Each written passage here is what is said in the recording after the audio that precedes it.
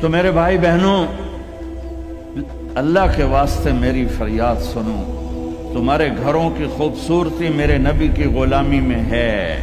یہ ڈبل جابیں چھوڑو، یہ بڑے بڑے گھروں کی دوڑ چھوڑو، بڑی بڑی گاڑیوں کی دوڑ چھوڑو، اپنے گھروں کو بچاؤ اللہ کے واسطے، کیونکہ یہاں کی نسل خطرے میں ہے۔ پاکستان میں کوئی برے سے برا بچہ بھی ہوگا تو ایتھیسٹ نہیں بنے گا، اسلام نہیں چھوڑے گا، یہاں اسلام چھوڑ دیتے ہیں۔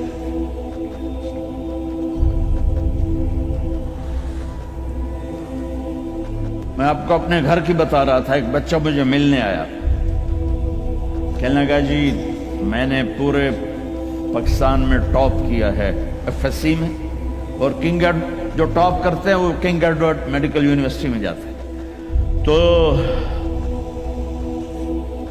2 دفعہ میں خودکشی کی کوشش کر چکا ہوں، پلز کھائیں، گولیاں، لیکن وہ زندگی تھی، بچ گیا۔ میں نے کہا بیٹا تو چھوٹا سا ہے، تو نے یہ خودکشی کی کیوں یہ تو نے قدم اٹھایا؟ کہا جی میرے امی اور ابو اتنا لڑتے ہیں کہ ڈسہارٹڈ ہو کر میں 2 دفعہ خودکشی کی کوشش کر چکا۔ ماں اور باپ کی لڑائی نے اتنے بریلینٹ قابل بچے کو مرنے پر مجبور کر دیا۔ کوئی بھوک نہیں تھی، سوکھے تھے، اچھا خوشحال گھرانہ تھا، لیکن خامد بھی بد زبان، بیوی بھی بد زبان، تو بچے خودکشی پہ آ گئے۔ بھائیو، اگر آپ اپنے آپ کو خوبصورت بنانا چاہتے ہو، دیکھو میں ہاتھ جوڑتا ہوں، سب دیکھو، اس زبان پر قابو پا لو۔ یہ زبان خوبصورت ہو گئی، دل جڑ جائیں۔ بہ گئی بیمہ فتوی نہ ٹھوک دو۔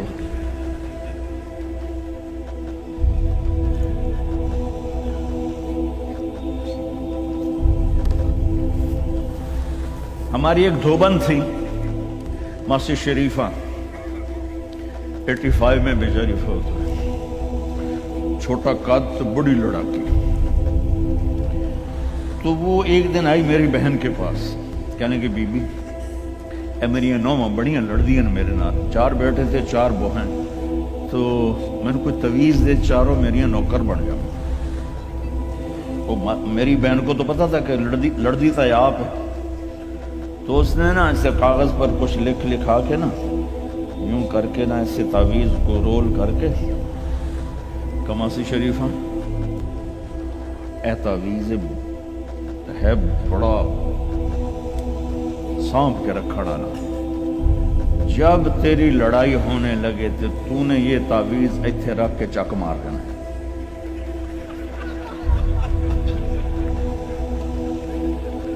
میری بہن نے کیا طریقہ استعمال کیا، ماسی شریفہ کو چپ کروایا۔ اب تعویذوں کا بڑا مانتے ہیں ہمارے دیہاتوں میں، تو وہ ہفتے بعد آ گئی، کہنے کہ بی بی تو تو بڑا چنگا تعویذ دیتا ہے، میری تو ساری لڑائی ختم ہو گئی، کیونکہ ماسی شریفہ چپ ہو گئی۔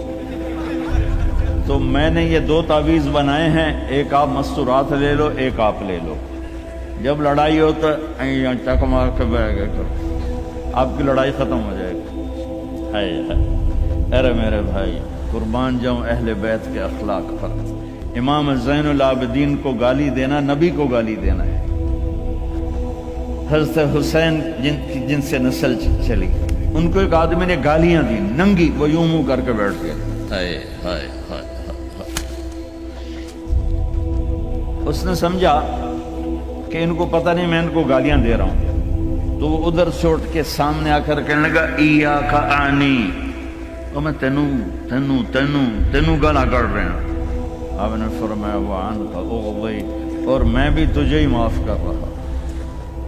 تو ایک دم قدموں میں گر کے پاؤں چومنے لگا کہ بے شک آل رسول کے اخلاق ایسے ہی ہوتے ہیں۔ میرے بھائیوں، اپنے گھروں کو اپنے نبی والی زندگی پہ لاؤ۔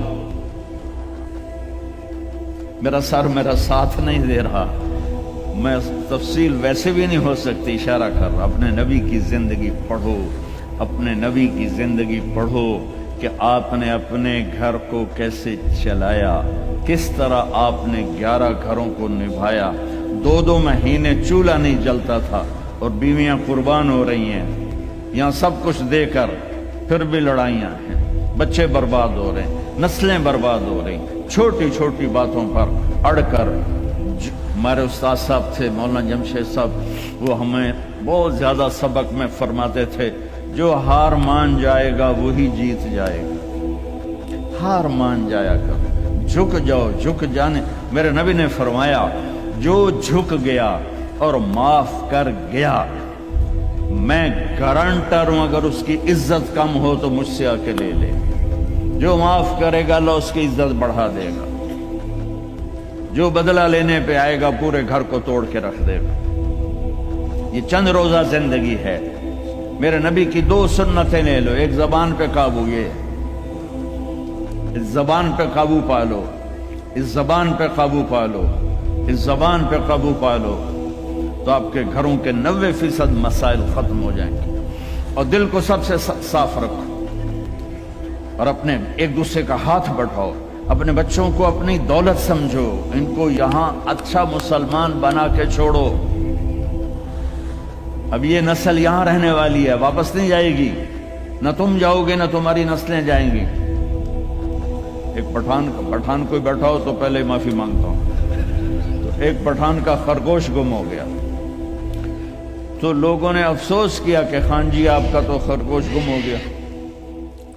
तो वो कहने लगा, अरे भाई गम न करो, हमने उसको नुस्वार खिलाया हुआ है, जब नशा टूटेगा हमारे पास ही आएगा। तो तुम्हें ऑस्ट्रेलिया की नस्वार लगी है, तुम पाकिस्तान वापस जाओगे? नहीं जाओगे, इधर ही रहोगे। लिहाजा यहां इस तरह जिंदगी सीखो कि आपकी नस्लें इस्लाम पे बाकी रहें। मैं इस ऐसे इदारों पर मेहनत करने वालों को सलाम पेश करता हूँ, फजील साहब को, आसिम को और वसीम को, और इस तरह जितने भी कोशिश कर रहे हैं। दारुल उलूम गया था, वहाँ देखा था, जैसे अभी अब इन्होंने ऐलान किया, अभी हर जगह जब तुमने रहना यहाँ है तो यहीं खर्च करो। यहाँ ढूंढो कौन ज़कात का मुस्तहिक है, उसको ज़कात दो। यहाँ ढूंढो कौन ज़रूरतमंद है, वो गैर मुस्लिम भी है, तो सदका दो। ज़कात मुसलमान को है, सदका दो, ऊपर दो। ज़कात देने से आदमी सखी नहीं बनता और बखील भी नहीं रहता। रात भी इनके स्कूल आया था तो ये मैंने किस्सा सुनाया था कि ज़कात देने वाला एक होता है ना मर्द, एक होती है औरत, ये दरम्यान वाला कौन होता है? वो दसो। खुसरा।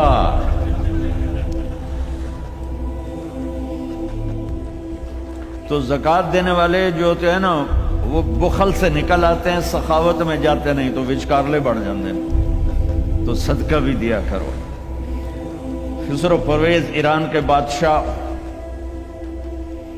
के पास एक आदमी मछली लाया, उसको बड़ी पसंद आई, तो उसने शाही जोश में कहा 4000 दिरहम दे दो। बहुत बड़ी दौलत थी, जैसे $4000 समझो एक मछली। तो उसकी बेगम ने उसके कान में कहा, ये क्या किया है? दरबार था, तो 4000 तुम एक मछली पे दे रहे हो तो खजाना खाली हो जाएगा, वापस लो उससे पैसे और मछली वापस करो। उन्होंने कहा, मैं बादशाह होकर पैसे कैसे वापस लूं? ये तो हो ही नहीं सकता। उन्होंने कहा, मैं बताती हूँ, तुम उसको बुला के पूछो, भाई ये मछली क्या है, नर है या मादा? वो कहेगा नर है, तुम कहना हमें मादा चाहिए थी, ये तुम्हारी मछली, हमारे पैसे दो। अगर वो कहे ये मादा है तो तुम कहना भी हमें नर चाहिए था, ये तुम्हारी मछली, हमें पैसे दो। हाँ हाँ हाँ, कब है उसको बुलाओ बुलाओ बुलाओ बुलाओ। वो बाहर निकल गया था, उसको बुला लिया। ओ भाई ये मछली नर है या मादा? वो कोई प्यो दा पुत्र उसे कह, सही है, ही जड़ा है, ये ना नर है ना मादा। उन्होंने कहा 4000 और दे दो। तो मेरे भाइयों, ऑस्ट्रेलिया, अगर आपके पास पासपोर्ट है तो ये आपका मुल्क है, ये आपका देश है। मैं आपके सामने हाथ जोड़ता हूँ, इस्लाम पे हर्फ ना आने दो, झूठ ना बोलो, धोखा ना दो, फ्रॉड ना करो। यहाँ की लड़कियों से इसलिए शादी ना करो कि कागजात बनाने हैं, ये धोखा होगा, फ्रॉड होगा। और मेरे नबी का फरमान है, मेरा उम्मती हर गुनाह कर सकता है, दो कभी नहीं करेगा, एक झूठ कभी नहीं बोलेगा और एक धोखा कभी नहीं देगा। आप में जो ताजर बैठे हुए हैं टैक्स ना बचाओ, जो जॉबियन हैं उनका टैक्स तो अपने आप कट जाता है, लेकिन ये जो ताजर हैं ये हेरा फेरी करके टैक्स बचाते हैं। तो मैं आपके सामने हाथ जोड़ता हूँ, सच्चाई पर पैसा कुर्बान कर दो, पैसे पर सच्चाई को कुर्बान न कर दो। अगर तुम्हारी कमाई 1 लाख है तो 1 लाख शो करो और उसको जितना टैक्स बनता है अदा करो। अल्लाह तुम्हें पता नहीं कहाँ कहाँ से देगा। देखो ये लोग आप पे लगाते हैं, आप पर खर्च करते हैं, आपका हर सहूलत का ख्याल करते हैं। आप इस्लामी मुल्कों में 50 साल भी गुजार दो तो आपको पासपोर्ट नहीं देते, आप 4 साल गुजारते हो आपको पासपोर्ट देते हैं, आपको बराबर हुकूक देते हैं। आप इनको धोखा दो, किसी को भी धोखा देना हराम है, और जो इतने खैर खा हों उनको आप धोखा दें और टैक्स बचाएं। क्या करो, शादी पे लुटा देते हैं, शराबों पे लुटा देते हैं। रिस्क हलाल, शराबें ना बेचो, रिस्क हलाल कमाओ। अल्लाह से मांगो कि अल्लाह मैं तौबा करता हूँ, मेरे लिए रास्ता निकाल, और फिर उसकी कोशिश करो, अल्लाह रास्ता दे दे। आप इनके साथ, वो अंग्रेजों के दौर में ना दिल्ली में एक वो पिक पॉकेट वाला था, जेब कतरा, तो उसका चेला शाम को 2 रुपए लेकर आया, तो उसने उसको थप्पड़ मारा कि सिर्फ 2 रुपए सारे दिन में। उन्होंने कहा उस्ताद जी आज एक बड़ा माल चुराया था, एक अंग्रेज की जेब काटी थी, लेकिन 4 कदम चला तो मुझे ख्याल आया सुभान कि अगर क़यामत के दिन ईसा अलैहिस्सलाम ने मेरे नबी को गिला दे दिया कि आपके उम्मती ने मेरे उम्मती की जेब काटी थी, तो मेरे नबी को शर्मिंदा होना पड़ेगा। तो मैंने वो पैसे उसको वापस कर दिए और ये 2 रुपए अपने दे कप्पे। तो उसने खुश होकर उसको 10 रुपए इनाम दिया।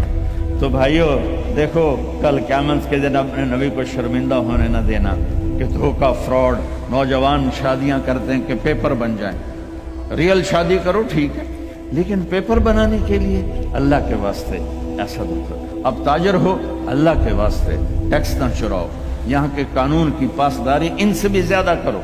हमारे मुल्कों में टैक्स नहीं देते कि हेरा फेरी है, हुकूमत के कारिंदे खा जाते हैं, कुछ रास्ते में इधर उधर हो जाता है, कुछ थोड़ा बहुत लग भी जाता है, तो वहाँ तो इसलिए वो टैक्स नहीं देते।